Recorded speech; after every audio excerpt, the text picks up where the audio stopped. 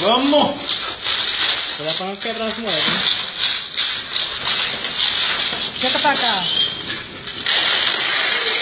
Oh, coisa linda! Olha o Dinheiro! Olha o sangue. Olha o sangue! Cofre aqui no Goiás é assim. Cofre de Goiás é assim, né? O meu cofrinho.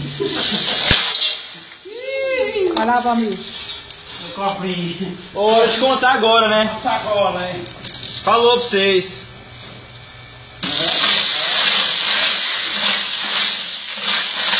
Ó, tem R$50 aí, ué. Que é isso? Cadê a nota?